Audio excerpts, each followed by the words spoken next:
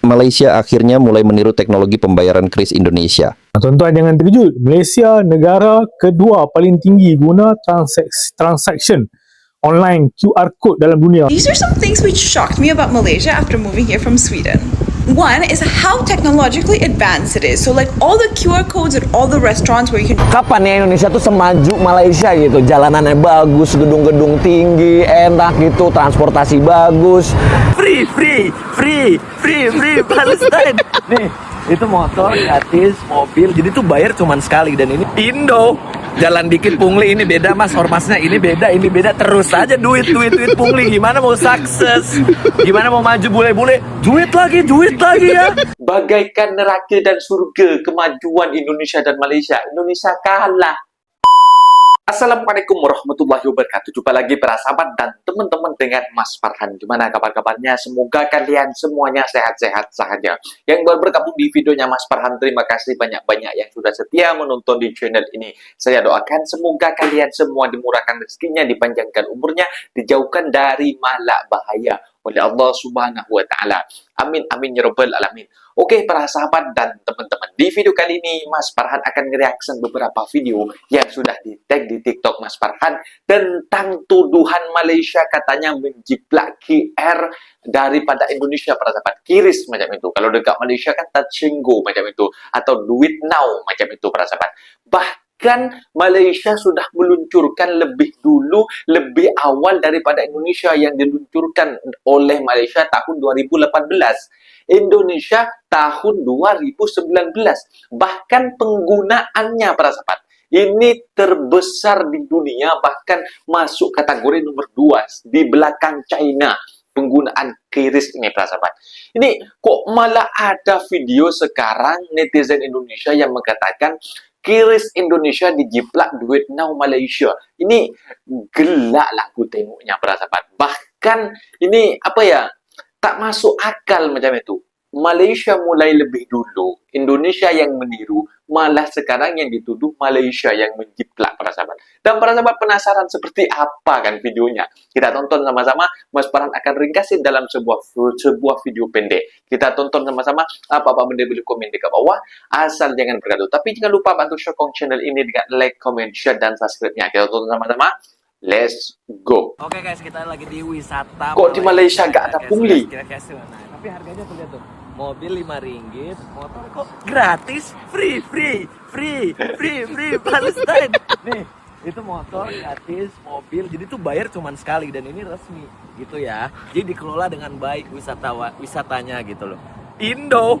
Jalan dikit pungli, ini beda mas, ormasnya ini beda, terus aja duit pungli. Gimana mau sukses, gimana mau maju bule-bule, duit lagi ya. Kita sudah habis ya pungli di mana-mana Indonesia. Ayo pergi ke Malaysia aja deh. Ya capek, ya tolong semoga Indonesia berubah. No pungli. Bang, emang bener kita dijadiin bahan bersyukur sama bule. Sedih banget jir. Menarik nih, kemarin itu viral postingan ini, Indonesia jadi bahan kasihan bule. Bro, hidupmu berat, bayangin kamu jadi WNI. Jadi ceritanya ada bule yang bilang, kalau kamu lagi bad day, bayangin jadi orang Indonesia. Dia jelasin kalau nilai rupiah makin lemah, korupsi meningkat, polusi meningkat, angka pengangguran meningkat, dan biaya kehidupan juga meningkat karena apa-apa mahal. Dia juga ngejelasin tentang status kita yang jadi WNI seumur hidup. Bener-bener dijadiin bahan bersyukur, kocak.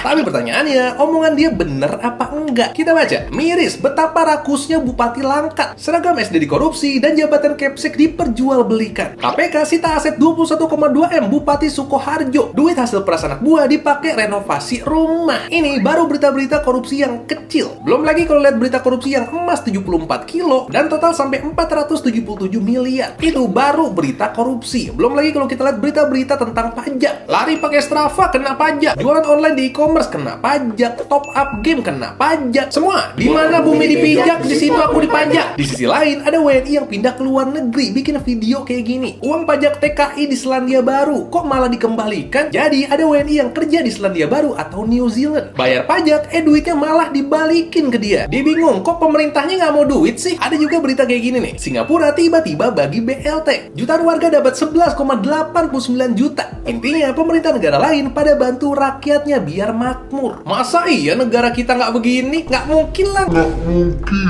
Kalau di negara kita gimana? Presiden kita ngomong begini nih. Prabowo singgung yang sebut Indonesia suram. Silahkan cari negara lain. Netizen komen. Pak, sayangnya pindah negara nggak segampang pindah mall, Pak. Kalau menurut kamu gimana? Saya mau dengar pendapat. Inilah contoh ketika dunia sudah menghilangkan akal seseorang ya. Menghalalkan Dia tidak banyak merasa cara malu. untuk Dan dia cari tidak rezeki dekat negara kita sendiri. bahwa dengan seperti ini Allah tuh Ini left kayaknya. melaknat bagi seorang laki-laki yang menyerupai perempuan dan perempuan menyerupai laki-laki. Left di traffic light. Gelap ya. Semoga kita dijauhkan dari hal-hal yang seperti ini. Bukan karena kita sok suci, tapi ini adalah salah satu bentuk amar ma'ruf nahi munkar Ma'ruf nahi sebagai munkar. pelajaran kepada orang-orang yang melihat video ini. Kok bisa ya KTP Malaysia dipakai buat belanja kebutuhan pokok? Awalnya aku juga bingung dan penasaran, kok bisa ya kayak gitu? Ternyata di Malaysia ada program bantuan dari kerajaan untuk masyarakat yang memenuhi syarat. Kebutuhannya dihubungkan dengan IC atau KTP mereka melalui sistem digital. Jadi saat belanja di supermarket yang ikut program ini, mereka bisa beli kebutuhan pokok tertentu. Kalau kalian lihat ada label program SARA di rak supermarket Malaysia, berarti produk-produk ini bisa dibeli menggunakan bantuan tersebut. Dan yang bikin aku makin kaget, jumlah bantuannya juga berbeda-beda. Untuk kategori tertentu, ada yang nerima RM50 setiap bulannya atau sekitar 200 ribuan. Dan ada juga yang nerima RM100 atau sekitar 400 ribu setiap bulannya. Nah, dana bantuan ini berasal dari hasil pajak yang kemudian disalurkan kembali kepada masyarakat. Menurut aku, ini cara yang menarik karena bantuan ini benar-benar digunakan untuk membeli kebutuhan sehari-hari. Jujur ya, semakin lama aku tinggal di Malaysia, semakin banyak hal yang bikin aku belajar dan kagum. Bukan cuma soal budayanya aja, tapi soal bagaimana sistem bantuannya dibuat lebih rapi dan tepat sasaran. Menurut aku, ini salah satu hal yang patut kita contoh dari Malaysia. Kalau menurut kalian, bisa nggak kita nikmati hasil pajak kita sendiri? Tulis pendapat kalian di komen ya. Malaysia akhirnya mulai meniru teknologi pembayaran kris Indonesia. Malaysia akhirnya mulai mengikuti jejak Indonesia dalam membangun sistem pembayaran QR yang terintegrasi. Konsepnya mirip QRIS milik Indonesia, di mana satu kode QR bisa digunakan oleh berbagai aplikasi bank dan dompet digital. Selama ini, banyak penyedia layanan di Malaysia masih memakai jaringan QR tertutup, namun Bank Negara Malaysia kini mendorong seluruh sistem agar terhubung dalam satu ekosistem pembayaran nasional. Ini bisa dibilang bahwa Malaysia sedang mencontek keberhasilan Indonesia. KRIS sudah diluncurkan sejak 2019 dan berhasil membuat transaksi digital jauh lebih praktis. Pedagang tidak perlu memasang banyak kode QR, sementara pembeli bebas membayar menggunakan aplikasi apapun. Keberhasilan QRIS bahkan tidak berhenti di dalam negeri. Sistem ini sudah terhubung dengan sejumlah negara dan digunakan untuk transaksi lintas batas. Kalau tanggapan kalian gimana nih? Tuan-tuan jangan terkejut. Malaysia negara kedua paling tinggi guna transaction online QR code dalam dunia, tuan-tuan. Hanya di belakang China saja. Saya rasa ini tak mengherankan ya. Sebab kalau kita tengok QR code di Malaysia ni di mana-mana, tuan-tuan. Kita boleh tengok dia punya ranking dia tu. Tuan-tuan tengok negara yang paling tinggi sekali penggunaan QR code dalam dunia. China 67.4%. Malaysia nombor 2. 66.1%. Di bawah tu Thailand, Argentina apa semua tu lah, tuan-tuan. Sebab saya rasa kita boleh tengok di pasar malam pun kan, kalau kita pergi beli contohnya kek lapis, kuih lapis contohnya, kuih lopeh lah. Itu pun orang scan online, QR code saja. Kalau pergi di contohnya orang kata apa, kedai mamak pun ada QR code. Even yalah orang kata apa, kita pergi beli char kway teow pun boleh bayar pakai QR code, tuan-tuan. Sekarang ni lebih mudah, tak payah bawa duit pun. Yang penting jangan tinggal phone saja. Tinggal phone, bawa phone saja, ada orang kata apa, duit dalam tu, boleh QR code. Sangat mudah, tuan-tuan. Dan cashless ni Malaysia nombor 2, tuan-tuan, dalam dunia. Saya rasa satu pencapaian yang sangat tinggi lah. Sebab China ni penduduk dia 1.4 bilion. Kita baru dalam 34 juta saja. Jadi maksudnya kita ni cepat adapt dalam orang kata apa, cashless payment, tuan-tuan. So ini satu fakta yang saya rasa menarik jugalah. Jadi tuan-tuan yang niaga macam mana? Dah pakai QR code ke belum? These are some things which shocked me about Malaysia after moving here from Sweden. One is how technologically advanced it is. So like all the QR codes at all the restaurants Mina where you pun just order terkejut. at your table, the QR codes to pay like using touch and go, that doesn't exist in Sweden, and it's crazy that it's just so common here. Second one is not using a knife. So using a fork and a spoon to eat instead of a fork and a knife. Especially with meat, I still don't know how to do it properly. I'm so clumsy every time I'm trying to pick the meat off the bone. The third is how much luxury exists in Malaysia. So fancy cars, fancy restaurants, fancy cafes, they are everywhere, which doesn't really exist in Sweden. I assume it's because the gap in income is not so high in Sweden. So like the gap in establishments is not so high. So here you can literally get a meal for 500, 600, 1,000 ringgit, but you can also get a meal for 5 ringgit, which does not exist in Sweden. Finally, this is kind of niche, but there is no good salty popcorn here. Like there is salty popcorn, but it's not good. It's not buttery and it's not salty enough. And I've been trying to find one for so long, but I haven't found any. Jangan bangga dengan Kris. Kalau ada media yang mengatakan bahwa ini adalah produk anak bangsa, produk Indonesia, bohong. Karena itu adalah QR code yang digunakan di dalam transaksi, yang akan dipaksakan menjadi mandatory digunakan dalam transaksi bisnis di negara kita, makanya dia pakai RIS. Gitu. RIS, kenapa? Karena penuh dengan resiko. Riskan, gitu. Riskannya apa? Yaitu riskannya kemana-mana kita ke trace, gampang dilacak. Belanja di mana ketahuan, mau beli bensin ketahuan, nginap di hotel mana ketahuan kamarnya, naik Grab ketahuan lagi ada di mobil Grab yang mana, posisi jalan di mana. Dan nanti akan ada namanya 15-minute city, di mana jarak kita dari rumah akan dibatasi. Ketika sudah masuk digitalisasi, mobil-mobil digital akan ada alert, balik lo balik, kalau nggak mati di tempat. Itu akan terjadi. Kapan ya Indonesia tuh semaju Malaysia gitu? Jalanannya bagus, gedung-gedung tinggi, enak gitu, transportasi bagus. Gue yakin di negeri ini tuh pasti ada korupsi juga. Tapi seenggaknya tuh pejabat-pejabat politik itu kayak ya udah segini nih kasih ke rakyatnya, kasih ke warga-wargi. Kalau di negara kita, ini kita cuma jadi penonton doang. Yang satu kejaksaan agung lah, yang satu polisi, tentara, ini itu. Kapan kita jadi nih negara indah, negara maju. Kita tuh dekat banget sama Sumatera gitu loh. Tapi jauh banget timpangnya, surga neraka. Kapan ini Indonesia semaju ini gitu? Bagaikan Ada surga F1 ya, neraka. ada F1, ada MotoGP. Ya kita juga ada bang MotoGP, iya benar. Tapi you bandingin ke sini kayak, aduh kayak hidup di WNI itu berat banget. Bener gue setuju tuh kalau apa?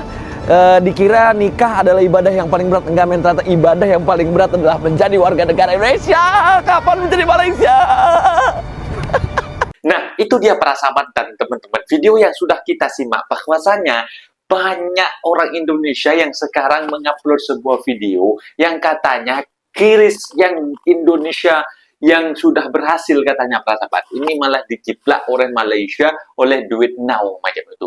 Dan setelah Mas Farhan menganalisis tentang duit QR Now ataupun Touch 'n Go para sahabat yang banyak sudah digunakan, bahkan penjual kaki lima, jual nasi lemak ke, jual kelapa muda ke, atau di lapak tapak pasar malam, ini semuanya menggunakan Touch 'n Go, QR, Duit Now macam itu para sahabat. Ini tapi setelah aku tengok juga, Malaysia sudah mulai dari awal daripada Indonesia. Indonesia mulai dari tahun 2019. Malaysia mulainya dari tahun 2018 para sahabat. Mas Farhan setelah cek itu. Bahkan sekarang Duit Now ini para sahabat, ini Touch 'n Go ya, yang lebih utama lah Touch 'n Go macam itu.